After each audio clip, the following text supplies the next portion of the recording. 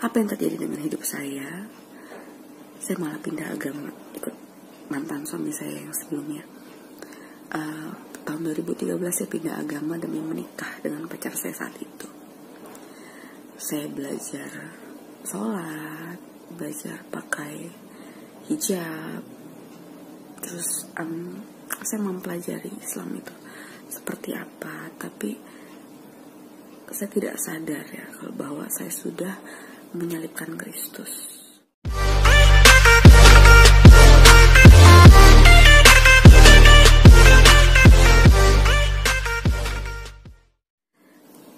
Saya pernah fanatik pada satu agama tertentu. Ibu saya Kristen, bapak saya Muslim, keluarga bapak saya Haji, Banten, mama saya Cina. Terus saya baru dibaptis itu SMA. Saya pernah menjadi ketua persatuan siswa Kristen juga di Bogor. Saya sempat fanatik Kristen, saya sempat jadi orang yang sering nasehatin orang, munak deh pokoknya ya. Nah, apa yang terjadi dengan hidup saya malah pindah agama, ikut mantan suami saya yang sebelumnya. Tahun 2013 saya pindah agama demi menikah dengan pacar saya saat itu. Saya belajar sholat, belajar pakai hijab, terus saya mempelajari Islam itu seperti apa, tapi saya tidak sadar ya kalau bahwa saya sudah menyalibkan Kristus. Saya pindah agama karena seorang laki-laki. Jadi bukan saya dapat hidayah, bukan digerakkan oleh kekuatan Tuhan, bukan. Jadi saya pindah agama karena manusia. Nah, sesudah saya menikah dengan dia, kita nggak usah sebutin namanya lah ya. Sudah saya menikah dengan dia, rumah tangga kami mengalami goncangan. Nah, pada Desember akhir itu saya keadaannya pisah rumah. Dia di ibunya dan saya di kakak saya di Ciledug. Nah, tiba-tiba tanggal 20 kalau nggak salah 20 Desember 2014 itu saya kena serangan jantung, dan tanggal 21-nya saya dirawat. Ketika ini adalah bagian dimana saya ingin sharing ke kalian bahwa Tuhan itu punya cara tersendiri. Sorry, saya lagi batuk. Ketika saya di UGD itu saya sendirian, gak ada siapa-siapa. Detak jantung saya saat itu 700. Kalau orang normal itu 80. Saya udah sampai 300. Saya nggak nyangka saya bisa kena serangan jantung. Dan karena saya mandiri ya, orangnya apa-apa sendiri gitu. Saya ke rumah sakit juga sendiri. Saya ke puskesmas pakai BPJS. Terus saya ke rumah sakit. Saya sempat gebrak meja rumah sakit juga supaya saya cepat gitu dilayaninya. Terus nah, ketika saya di UGD ini, itu napas saya udah sampai sini. Di situ saya mengalami satu kejadian yang bisa saya bilang itu adalah cara Tuhan untuk menampar saya. Saya tidak sadar. Ketika saya tidak sadar itu, saya dikasih penglihatan. Semua dosa saya dari saya kecil sampai dengan saat itu, benar-benar seluruh bahkan niat buruk saya pun diputerin. Itu tuh kayak saya lagi nonton roll film yang jalan yang hitam putih gitu, tau nggak? Jadi itu saya nangis. Di situ saya cuma bisa sebut Tuhan Yesus ampuni saya, Tuhan Yesus ampuni saya. Saya cuma bisa ngomong kayak gitu. Jadi gak ada satupun yang saya ingat di situ. Jadi apa ya? Seluruh dosa yang pernah kita buat, bahkan saya sampai yang pernah saya buat gitu, bahkan saya sampai oh iya ya, gue pernah ngelakuin ini, saya sampai lupa gitu loh. Itu saya disetelin, saya ngerasa itu keseharian. Saya kayak gak ada habisnya. Saya pikir oh this is hell gitu loh. Ini gue udah neraka kali ya, gue udah dikasih lihat seluruh dosa-dosa gue gitu loh. Terus itu saya cuma bisa apa, sorry ya, nggak tahan. Di situ saya cuma bisa bilang, Tuhan Yesus ampuni saya, Tuhan Yesus ampuni saya cuma bisa bilang kayak gitu doang. Dan tahu nggak apa yang terjadi selanjutnya? Itu saya sadar, dan ternyata saya cuma tidak sadar itu selama 5 menit. Padahal yang saya rasa itu udah berjam-jam, seharian. Kalau yang saya rasa seharian diputerin seluruh dosa saya. Mungkin kalian yang di sini nggak akan percaya, tapi di situ saya merasa ketika kita mau mati, yang kita sebut, yang kita cari adalah yang kita imani gitu. Jadi walaupun saya saat itu sudah masuk muslim, sudah sholat, sudah ikut suami saya gitu ya, maksudnya saya sudah declare gitu, saya sudah menyatakan bahwa ya saya muslim gitu loh, keluarga saya juga sudah menerima. Tapi ternyata ketika saya mau mati, yang saya sebut itu adalah Tuhan Yesus. Itu hati itu nggak bisa bohong. Jadi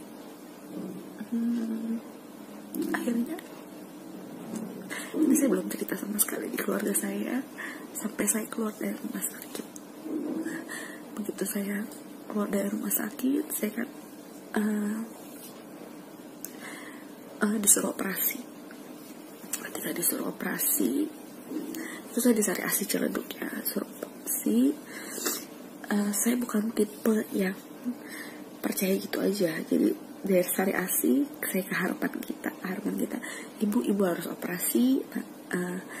Ada, jadi kalau orang normal itu kabel jantungnya itu, kabel listriknya lah ya, simpelnya itu cuma satu. Nah saya punya beberapa nih. Nah yang nakal itu, kabel yang nakal itu harus dibakar. Nah saya dijelasin aja sih udah lemes dengkul saya gitu loh. Terus akhirnya dari sari ASI harapan kita, saya ke Omni Alam Sutra. Itu saya jalan tuh sendiri ke rumah sakit karena dari keluarga saya, mantan suami saya saat itu, semuanya udah, ayo udah operasi aja. Tapi saya bilang, this is my body gitu. Saya bilang, itu badan saya, nggak ada yang berhak ngatur saya mau apain badan saya. Saya bilang gitu. Saya juga nggak mau saya dioperasi terus pakai ring gitu loh. Selamanya jadi gimana ya, maksudnya kita tahu lah kalau orang udah operasi jantung udah ya gimana lah ya, udah nggak utuh lagi jantungnya, udah dibongkar gitu loh. Akhirnya saya ke Omni. Nah saya bersyukur di situ ketemu ada Ibu Hela, terus ada Prof Idris dokternya di situ. Akhirnya udah, non kamu nggak usah operasi aja, kamu cukup minum minyak ikan sehari 2 kali, terus kalau kumat minum RS. Itu dokter harapan kita yang nyuruh minum RS. Jadi kalau saya kumat jantung saya itu saya minum RS 3 gelas RS yang pakai batu es. Nah udah gitu akhirnya saya selama 6 bulan tuh saya dilarang makan daging merah, mantang, coklat, teh, susu gitu loh. Terus nah di situ saya masih oh Tuhan makasih ya, Tuhan masih kasih saya kesempatan hidup gitu. Sampai dengan saat itu saya belum cerita ke siapapun apa yang saya alami. Sampai akhirnya saya nggak tahan. Saya bilang sama suami saya saat itu, di tukang pecel ayam lagi saya ngomong sama dia.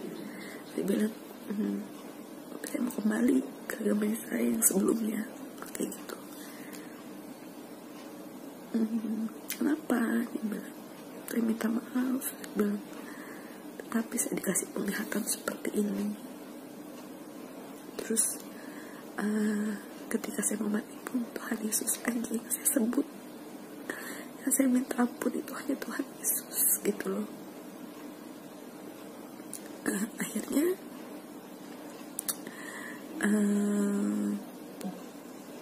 kami dari satu kan kami lagi pisah rumah ya, terus kami balik lagi bersama, sempet pisah lagi, sempet balik lagi, sampai akhirnya kami memutuskan untuk bercerai karena nggak ketemu Jadi kita pacaran sama nikah itu beda ya. Dan kalau memang bukan jodohnya, kita mau mengusahakan bagaimanapun juga. Kalau Tuhan bilang itu bukan jodoh kamu, berakhir gitu. Saya pacaran 4 tahun, nikah 3 tahun. Akhirnya ya kami dengan sama-sama ikhlas, sama-sama demi kebaikan bersama, akhirnya kami memutuskan untuk bercerai. Dan puji Tuhan, saya tidak perlu lagi menyembunyikan iman saya kembali ke Kristen. Saya sangat bersyukur. Pertama kali saya ke gereja itu diajak sama Jessica,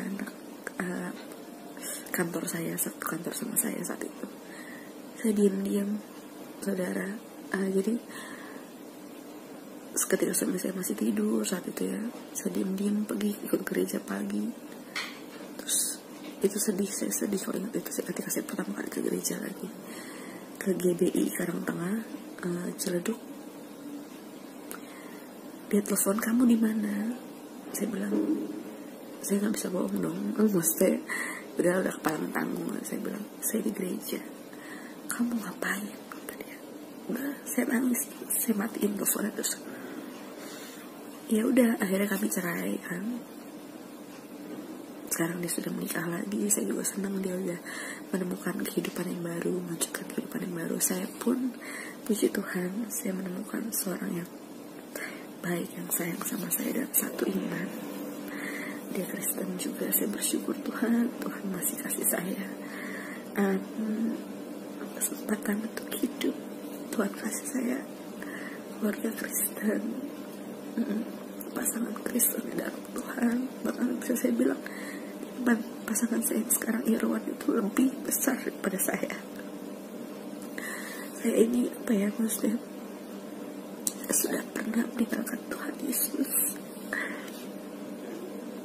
Saya sangat menyesal. Makanya semoga lewat video ini kalian yang mengalami kegalauan atau ingin pindah di pasangan kalian, please don't do that. Jangan tinggalin Tuhan kalian karena orang. Jadi maksudnya saat itu juga ketika saya dari Muslim mau pindah ke Kristen lagi, itu juga saya tanya sama teman saya, maaf ya saya sudah mengecewakan kalian gitu loh. Mereka yang teman-temannya banyak kan Muslim dan mereka sangat amat baik, sangat amat penuh kasih gitu. Saya merasa mengecewakan teman-teman saya, I'm sorry guys.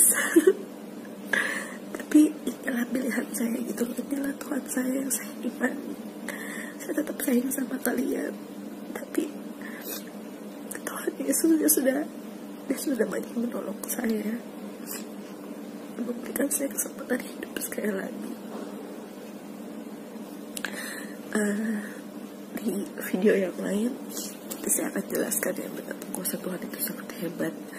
Kalau bukan karena Tuhan Yesus juga, saya gak akan bisa seperti sekarang gitu loh.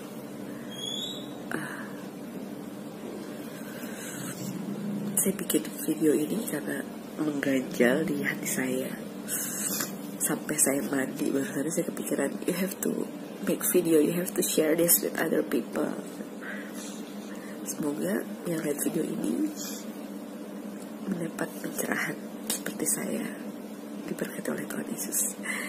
Terima kasih, nanti kita lanjutkan di video selanjutnya ya. Bye bye.